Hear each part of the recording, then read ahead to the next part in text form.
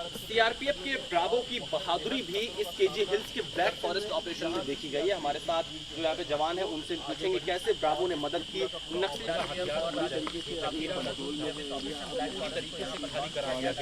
Ground zero का रास्ता कुल मिलाकर कहा जा सकता है कि तमाम यहाँ पर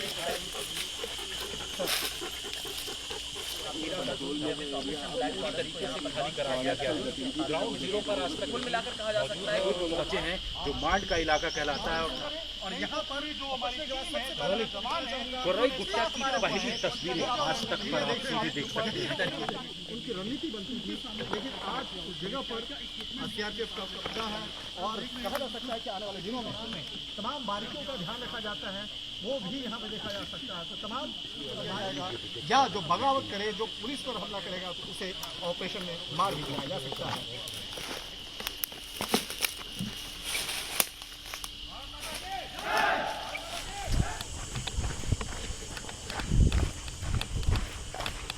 ये अभियान जैसा मैंने बताया था कि उनका एक तरह से सेफ हेवन मान रहे थे कि कभी भी फोर्सेज यहाँ नहीं आ गया था कि ये कुछ दिन का होगा, पर जैसे जैसे फोर्सेज को सफलता मिलती गई और इस अभियान की जो अवधि थी वो बढ़ती चली गई।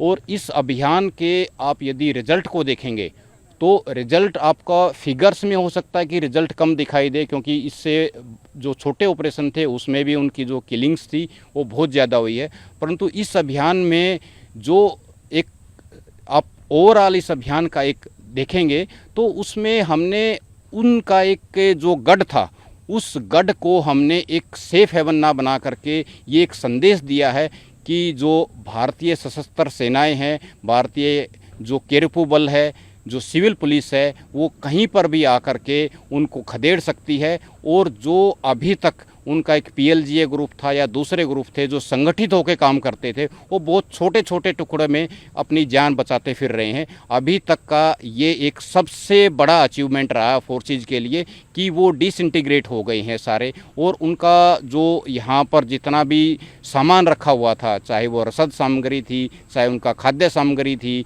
या बहुत सारी उनकी जो फैक्ट्रियाँ थी, जो गन फैक्ट्री थी, जो लेथ मशीन थी, जनरेटर्स थे, वो सारा का सारा हमने रिकवर कर लिया है। दोबारा इस तरह का संगठित होने के लिए उनको मौका नहीं दिया जाएगा।